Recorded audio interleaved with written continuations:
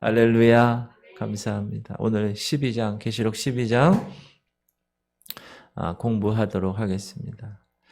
오늘 이제 하나님 백성을 반대하는 세력들이 이제 나타나고 또 그것과 이제 전쟁을 벌이며 투쟁하는 그러한 일들 우리 한번 공부해 보도록 하겠습니다. 하늘에서 이적들이 나타나는데 1절부터 6절 말씀인데요. 한번 우리 1절 한번 읽어볼까요? 시작. 하늘에 큰 이적이 보이니 해를 옷 입은 한 여자가 있는데 그 발 아래에는 달이 있고 그 머리에는 12별의 관을 썼더라. 여기 여자가 나옵니다. 여자가 나오는데 해를 옷 입은 한 여자,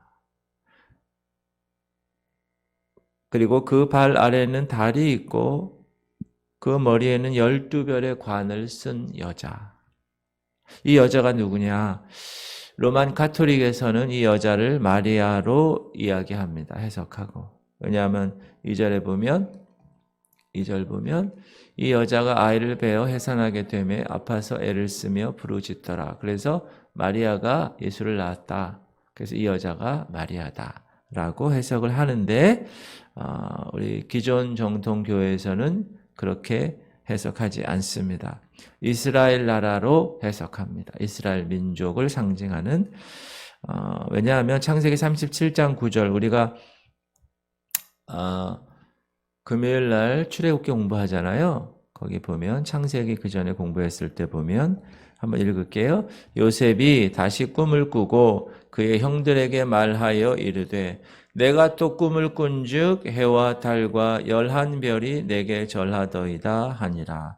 요셉이 어느 날 꿈을 꾸었죠. 그런데 해와 달과 11별이 자신에게 절하는 꿈이 그 내용이었어요. 장차 요셉이 그의 형제들, 이스라엘 백성들 가운데서 높아져서 그들을 구원할 것임을 미리 알려주는 이 요셉은 예수 그리스도를 예표한다고 그랬잖아요. 그래서 여기서 요셉이 꿈에서 본 해는 아버지 야곱이죠. 야곱의 이름이 이스라엘이죠. 그리고 이제 다른 어머니, 요셉의 어머니가 누구죠? 라헬이죠. 라헬. 그리고 11별, 요셉 자신을 포함하면 12형제, 12별이 되는데 그의 형제들을 의미한다고 말씀하고 있습니다. 그래서 요셉의 꿈속에서 얘기하는 해와 달과 별은 결국 이스라엘 전체를 상징하고 있는 것으로 보고 있습니다. 자, 5절 보면 5절 여자가 아들을 낳을 것인데 읽을까요? 시작. 여자가 아들을 낳으니 이는 장차 철장으로 만국을 다스릴 남자라. 그 아이를 하나님 앞과 그 보좌 앞으로 올려가더라. 예. 로마서를 보면 유대인에 관한 이야기가 나오는데 우리 한번 읽어볼게요. 그들은 이스라엘 사람이라 그들에게는 양자됨과 영광과 언약들과 율법을 세우신 것과 예배와 약속들이 있고 누구에게요? 이스라엘 택한 백성. 하나님이 수많은 민족 중에서 이스라엘이라는 나라를 택했는데 그 택한 이스라엘의 특권이라고 얘기할까요? 양자되었다는 거예요. 자녀 삼아 주셨다는 거죠. 그리고 영광이 있어요. 언약들이 있어요. 그렇죠? 그리고 율법을 세우셨어요. 모세를 통하여서. 그리고 예배와 약속들이. 그래서 이 이스라엘 백성들은 참 어떻게 보면 하나님께 택한 백성으로서의 귀함이 있는 거예요. 그리고 5절 보면 조상들도 그들의 것이요 육신으로 하면 그리스도가 그들에게서 나셨으니 그는 만물 위에 계셔서 세세의 찬양을 받으실 하나님이시니라. 아멘. 예수님 얘기 나오니까 찬양하는 거예요. 그리스도가 그들에게 나셨다. 그 수많은 민족 중에서 하나님이 그의 아들을 이 땅에 인간의 몸으로 태어나게 하시는데 누구를 어느 민족을 선택할까 하다가 유대인을 택했다. 이스라엘을 택했다. 구약에서는 이스라엘이 여자로 많이 상징됩니다. 한번 볼게요. 이사야에 보면 이는 너를 지으신 이가 네 남편이시라. 항상 이 신부와 신랑의 관계로 이야기해요. 하나님은 신랑 되시고 남편 되시고 이스라엘 백성은 신부 된다. 그의 이름은 만군의 여호와시며 네 구속자는 이스라엘의 거룩한 이시라. 그는 온 땅의 하나님이라 일컬음을 받으실 것이라.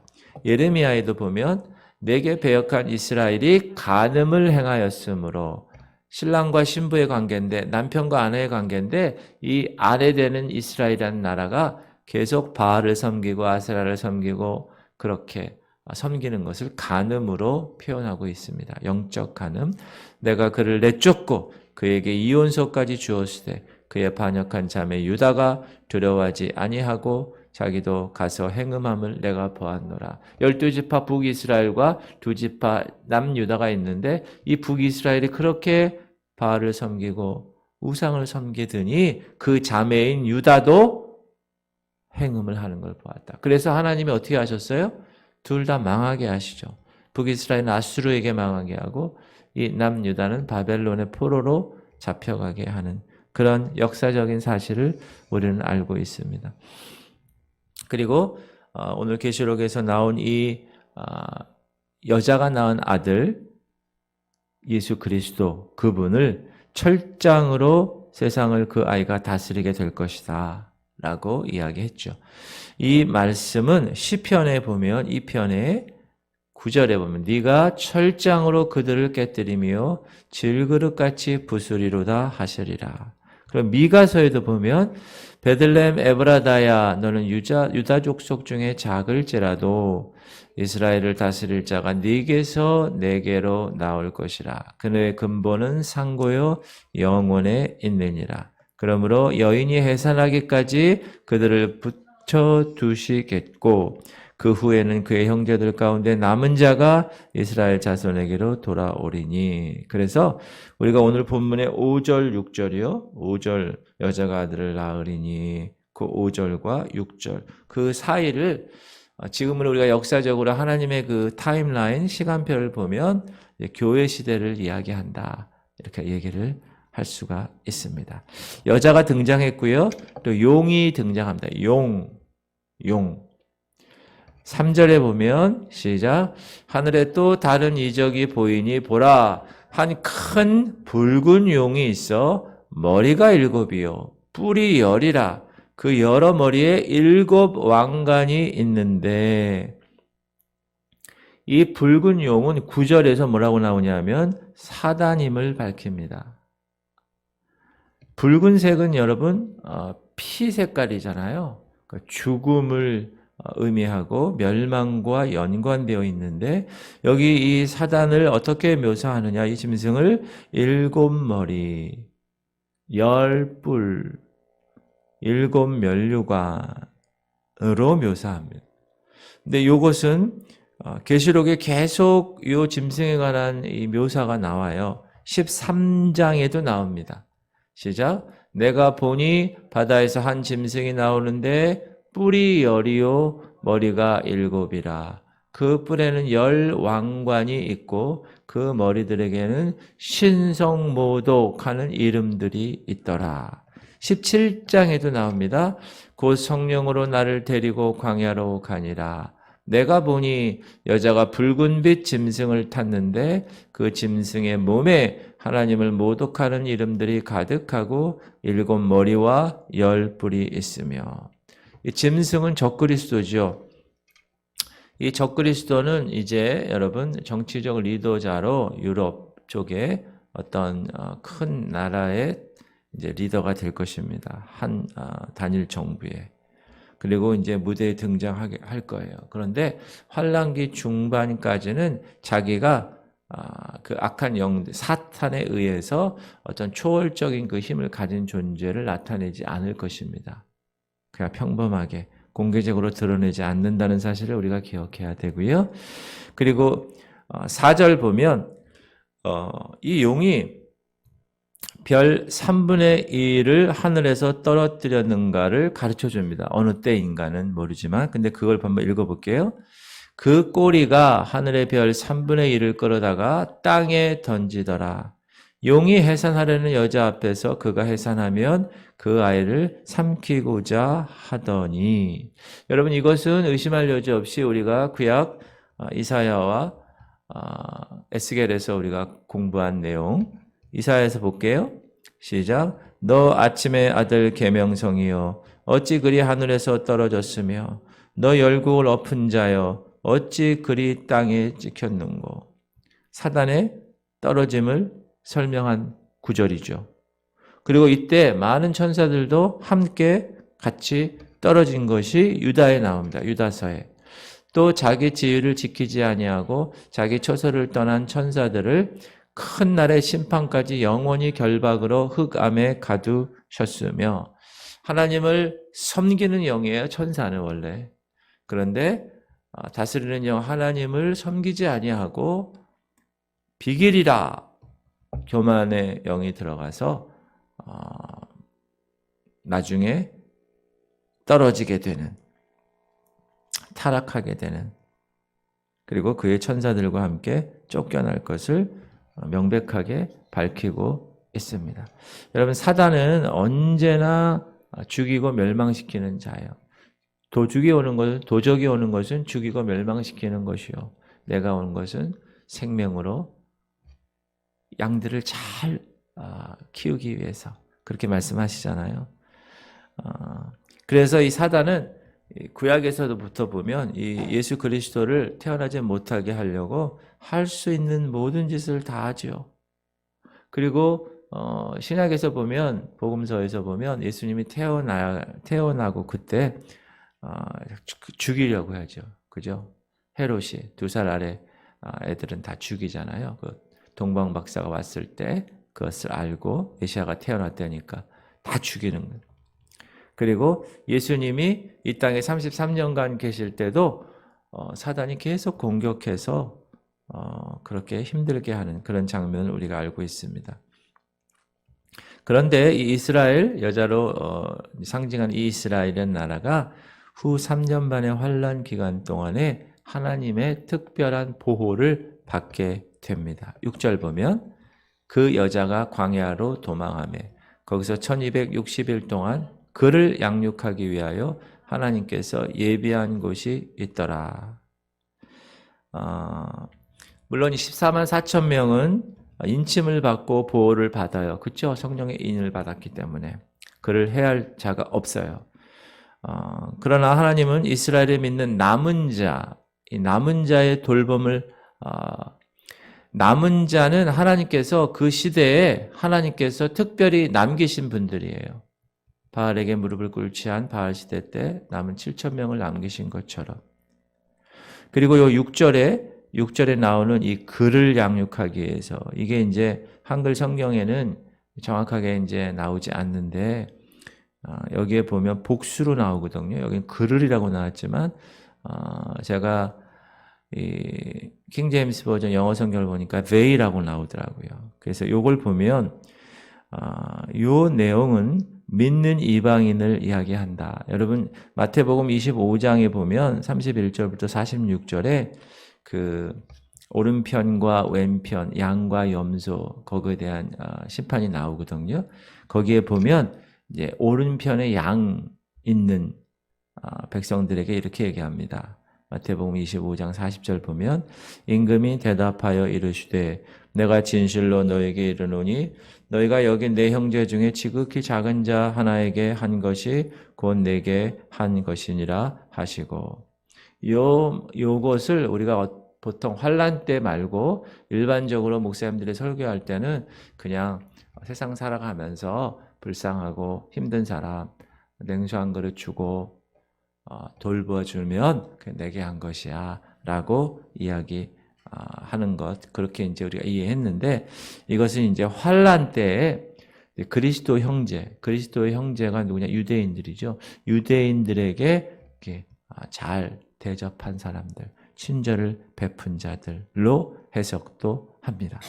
그래서 마태복음 24장 보면 예수님의 계시록, 예수님께서 제자들에게 이제 말세는 이렇게 될 것이야 라고 거기에 보면 예수께서는 믿는 유대인들이 야곱의 때를 당해서 큰 환란 때, 그게 이제 대환란 때죠. 도망할 것을 예언하죠. 도망할 것을. 그리고 24장, 마태복음 24장의 15절 보면 짐승이 유대인과 언약을 깨뜨리고 예루살렘에 있는 유대인 성전에서 그의 형상을 세울 것이야. 우상단지를 세운다는 거예요. 성전에. 그리고 환란기 중반쯤에 이런 일이 일어날 거야. 우리 한번 읽어볼게요. 마태복음 24장 15절 16절 시작. 그러므로 너희가 선지자 다니엘이 말한 바 멸망에 가증한 것이 거룩한 곳에 선 것을 보거든 가로 읽는 자는 깨달을진저 가로 16절 그때 유대에 있는 자들은 산으로 도망할지어다. 그 타임이 되면 유대에 있는 모든 사람들은 다 산으로 도망하라는 거. 도망하라는 거. 여기 15절에 읽는 자는 깨달을진저라는 말에 우리가 주목을 해야 되는데, 이 말은 환란 때에 유대인 성도들이 있을 거 아니에요? 그들이 이 구절을 읽을 거 아니에요. 그렇죠? 그때도 성경이 있으니까 그걸 읽고 이게 하나님의 계획이구나 라는 것을 깨닫는 거죠. 자, 그 다음에 하늘에서 전쟁이 일어날 것이다. 이게 오늘 본문 7절부터 12절까지인데, 여러분 하늘에 우리가 어전회의라고 얘기하는 그런 회의가 있어요. 하나님이 딱 가운데 계시고 이 앞쪽에 이 천사들과 사단들과 예수 그리스도. 지금 여러분 그 법정을 생각하시면 돼요. 법정. 자, 법정에 보면 가운데 누가 있습니까? 재판관이 있어요. 판사. 그리고 이쪽에 검사가 있어요. 검사는 뭐죠? 고발하는 존재. 그리고 이 옆쪽에 변호사가 있어요. 변호사. 그럼 여러분 이렇게 생각하면 돼요.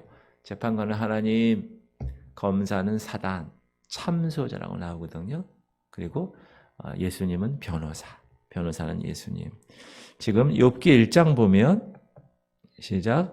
하루는 하나님의 아들들이 와서 여호와 앞에 섰고 사단도 그들 가운데 온지라. 여호와께서 사단에게 이르시되 네가 어디서 왔느냐? 사단이 여호와께 대답하여 이르되 땅을 두루 돌아 여기저기 다녀왔나이다. 욥기서에도 이런 하나님의 어전회의를 묘사하고 스가랴서에도 있어요. 스가랴서에도. 대제사장 여호수아는 여호와의 천사 앞에 섰고 사단은 그의 오른쪽에 서서 그를 대적하는 것을 여호와께서 내게 보이시니라. 자, 여호수아가 있고요. 그렇죠? 천사 앞에 사단은 오른쪽에 서서 그를 대적하는 거예요. 그거를 스가랴가 본 거예요. 하늘의 어전 회의를. 그리고 2절 여호와께서 사단에게 이르시되 사단아 여호와께서 너를 책망하노라. 예루살렘을 택한 여호와께서 너를 책망하노라. 이제 환란의 중반에 이르게 되면 사단이 하늘에서 쫓겨날 것, 어린 양의 정결된 교회의 축복의 혼인에 분명히 참석하지 못한 그런 모습으로 밑으로 내려온다고 그랬잖아요. 원래는 공중 권세를 잡았었는데 이제 신랑 대신 예수 그리스도께서 공중으로 재림하시면 이 공중에 있던 이 사단의 세력들이 지상으로 내려온다고 그랬죠. 그리고 여기서 이제 보세요. 7절 보면 시작. 하늘에 전쟁이 있으니 미가엘과 그의 사자들이 용과 더불어 싸울세 용과 그의 사자들도 싸우나 이기지 못하여 다시 하늘에서 그들이 있을 것을 얻지 못한지라. 그래서 이렇게 내려오는 거예요. 지상으로. 그러면 미가엘이라고 나오니 미가엘이라는 존재는 여러 나라의 하나님께서 천사들을 이렇게 배정하시는데 이스라엘에게 배정된 천사장이죠. 다니엘서에 보면 이런 말씀이 나와요. 오직 내가 먼저 진리의 글에 기록된 것으로 내게 보이리라. 나를 도와서 그들을 대항할 자는 너희의 군주 미가엘 뿐이니라. 이 미가엘이라는 말은 하나님과 같은 자가 누구고 그런 뜻이에요. 사단은 그래서 하나님께 패배하고 하늘에서 쫓겨나게 되죠. 더 이상 하늘에 있을 곳이 없게 됩니다. 자, 9절 시작. 큰 용이 내쫓기니 옛 뱀, 곧 마귀라고도 하고 사단이라고도 하며 온 천하를 꿰는 자라. 그가 땅으로 내쫓기니 그의 사자들도 그와 함께 내쫓기니라.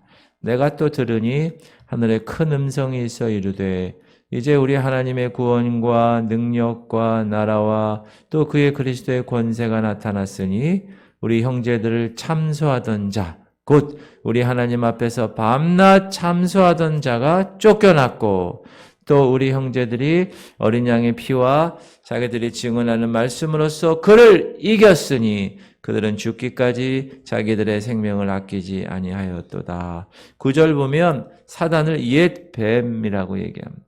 여러분 이건 우리가 창세기 3장에서 에덴 동산에서 뱀으로 사단이 하와와 아담을 유혹하는 것을 우리가 알 수가 있고요. 그리고 마귀라는 단어는 참소하는 자라는 뜻이에요. 원래 마귀라는 뜻 자체가. 그래서 참소하는 거예요. 계속. 사단은 성도들을 참소합니다. 하나님, 저 성도는 저렇게 됐고요, 저렇게 됐고요, 저렇게 됐고요, 저렇게 됐고요. 계속 얘기하는 거예요. 그렇지만 성도들은 그들을 물리칠 수 있어요. 우리는 하나님의 자녀된 권세를 가졌어요. 믿으시죠? 우리가 요한복음 1장 12절에 영접하는 자, 곧 그 이름을 믿는 자들에게는 하나님의 자녀된 권세. 하나님의 자녀는 뭐예요? 이긴 자의 자녀예요. 사단을 다 이겼으니까. 그리고 성령의 검인 말씀을 가지고 우리는 말씀으로 그를 대적하는 거예요. 하나님께 복종할지어다. 마귀를 대적하라. 그리하면 피하리라. 그 말씀을 붙들고 우리가 사단을 대적하는 거예요. 그리고 우리는 모든 죄를 다 예수 그리스도의 피를 통하여서 구원받은 자의 모습으로, 이긴 자의 모습으로 하나님께서 빚어주셨기 때문에 그러므로 우리는 사단의 모든 것들을 다 섬멸할 수가 있다. 그래서 사단이 패배했기 때문에 이제 하늘에는 기쁨이 넘치는 거죠. 12절. 그러므로 하늘과 그 가운데 거하는 자들은 즐거워하라. 그러나 땅과 바다는 화 있을진저 이는 마귀가 자기의 때가 얼마 남지 않은 줄을 알므로 크게 분내어 너희에게 내려갔음이라 하더라. 그리고 이 땅에 저주가 있을 것인데 그러나 저주는 3년 반밖에 사단의 때는 길지 않다. 그리고 그 사단은 이제 무적행으로 던져질 것이다. 사단의 모든 최후의 모습이 계시록을 통하여서 우리에게 보여주고 있습니다. 그리고 이제 땅 위에 진노가 나타나게 됩니다. 13절부터 16절. 누가요? 큰 용이 큰 진노를 가지고 내려오는 거예요. 하늘에서 그는 하나님 앞에 성도들을 더 이상 참소할 수가 없기 때문에 이제 이 땅에 내려와서 이 땅의 모든 사람들을 다 박해하게 되는 거예요. 13절 보면 시작. 용이 자기가 땅으로 내쫓긴 것을 보고 남자를 낳은 여자를 박해하는지라. 그래서 1차적으로 유대인들 나오죠. 남자를 낳은 여자가 이스라엘이잖아요. 이스라엘을 공격하는데 초점을 맞출 겁니다. 사단이. 그래서 지금 역사적으로 우리가 보면 반유대주의 운동이 핍박이 얼마나 많았어요. 다 사단의 어둠의 영들의 짓이죠. 우리가 출애굽했을 때 애굽이 유대인을 박해했잖아요. 하나님의 나라 백성들을. 바벨론도 그렇고 그리고 최근에 우리가 역사적으로 아는 히틀러의 유대인 학살도 그렇고 제2차 세계대전에. 그러나 하나님은 그 모든 나라들을 다 심판하시고 이스라엘을 보호하십니다. 왜요? 사단은 여자의 아들을 죽일 수가 없는 존재예요. 그래서 그 시인 남은 유대인들을 핍박하는 거예요. 계속 남은 자들을 근절시키려고 그렇게 하는 겁니다. 그러나 14절 보면 하나님은 그 유대인의 남은 자들을 어떻게 하신다고요? 보호하신다고 가르칩니다. 14절 보면 그 여자가 큰 독수리의 두 날개를 받아 광야 자기 곳으로 날아가 거기서 그 뱀의 낯을 피하여 한 때와 두 때와 반 때를 양육받으매. 독수리의 날개. 여러분 독수리의 두 날개 그거는 우리 출애굽기 구약 출애굽할 때 하나님께서 이스라엘을 어떻게 하셨어요? 독수리의 날개로 업어서 가셨다. 이런 말씀이 있어요. 시작. 내가 애굽 사람에게 어떻게 행하였음과 내가 어떻게 독수리 날개로 너희를 업어 내게로 인도하였음을 너희가 보았느니라. 이제 하나님은 그의 남은 자들을 사단의 공격으로부터 독수리의 날개로 이렇게 보호하는 특별한 보호하는 장소로 데려가시는 거예요. 그 장소가 어딜까? 한번 읽어볼게요. 6절 보면 그 여자가 광야로 도망하며 거기서 1260일 동안 그를 양육하기 위하여 하나님께서 예비하신 곳이 있더라. 하나님이 예비한 곳이 있는데 거기서 그를 양육하기 위해서 도망갈 것이다. 그리고 사단은 이 남은 자 유대인들을 시험하기 위해서 물을 사용하는데 강 같은 물이에요. 15절 시작. 여자의 뒤에서 뱀이 그 입으로 물을 강같이 토하여 여자를 물에 떠내려 가게 하려 하되 땅이 여자를 도와 그 입을 벌려 용의 입에서 토한 강물을 삼키니. 예. 용이 그렇게 물을 통해서 홍수를 해가지고 완전히 죽이려고 그러는데 땅이 그걸 물을 다 삼킨다는 거예요. 17절 용이 여자에게 분노하여 들어가서 그 여자의 남은 자손 곧 하나님의 계명을 지키며 예수의 증거를 가진 자들과 더불어 싸우려고 바다 모래 위에 서 있더라.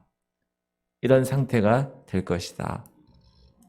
이방인들을 박해하고 유대인들을 박해하는 다니엘서에 보면 11장 41절에 보면 사단은 이제 이 짐승을 통하여서 유대인을 박해할 것이다. 이렇게 나옵니다. 그리고 에돔과 모압과 암몬. 여러분, 이스라엘 나라가 이렇게 있으면 여기 암몬과 모압과 에돔이라는 나라가 주변에 있어요. 그 나라에 있는 피난처로 아마 도망하지 않을까라고 생각이 되어집니다. 다니엘서 11장 41절 보면 시작. 그가 또 영화로운 땅에 들어갈 것이요 많은 나라를 패망하게 할 것이나 오직 에돔과 모압과 암몬 자손의 지도자들은 그의 손에서 벗어나리라. 그래서 그렇게 추측을 하는 거죠. 그리고 마태복음의 24장의 예수님의 계시록에서도 보면 그 도망하는 유대인들은 환란의 마지막 3년 반 동안 거기서 안전하게 평화롭게 살 것이야 라고 이야기를 하고 있습니다. 할렐루야. 자, 오늘 말씀을 통하여 우리가 배울 수 있는 교훈을 한번 살펴보면 사단은 항상 우리들을 어떻게 합니까? 넘어뜨리려고 하고 전쟁을 하게 하려고 합니다. 그러므로 우리는 하나님의 자녀된 권세를 가지고 특별히 하나님의 말씀을 통하여서 하나님이 사단을 어떻게 제어할 수 있는가를 우리에게 알려주셨으니까 그 말씀을 꼭 붙들고 나가야 된다.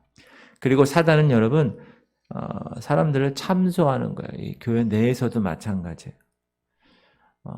성도들의 죄가 있으면 하나님 보좌 앞에서 사단이 계속 논쟁거리를 이야기하는 거예요. 논쟁거리를. 그러므로 사단에게 틈을 주면 되지 않아요. 합법적으로 문을 열어주면 되지 않아. 사단에게 꼬투리를 잡히지 말아야 됩니다. 왜냐하면 계속 참소하니까 하나님 앞에 가서.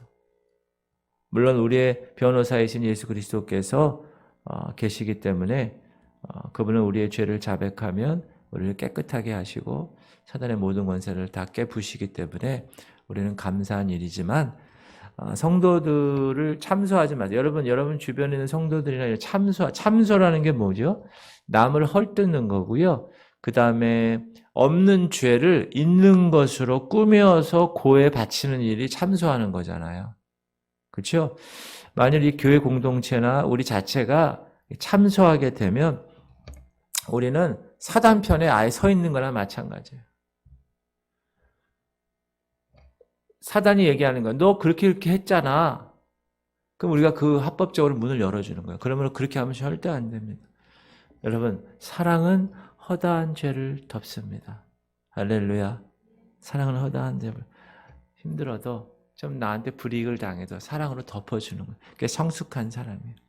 그리고 유대인에 관해서, 이스라엘에 관해서 말세에 우리가 조금 그들을 좀 긍휼함을 가지고 사랑을 가지고 대해야 된다. 그래서 한국 교회에서도 그 유대인을 도와주는 그런 사역을 하는 교회들도 많이 있습니다. 여러분, 그들은 하나님이 택한 자들이고요. 이스라엘이 만약에 아니었다면 예수 그리스도가 이 땅에 태어날 수 없었고 이 성경이 우리에게 주어지지 않았기 때문에 우리는 이스라엘의 평화를 위해서 항상 생각해야 되고 기도해야 되고 또 이스라엘을 사랑해야 되고 여러분 주변에 유대인 친구들이 있다. 그들을 잘 돌봐주시기 바랍니다. 그게 성경적입니다. 할렐루야. 감사합니다. 오늘 기도 제목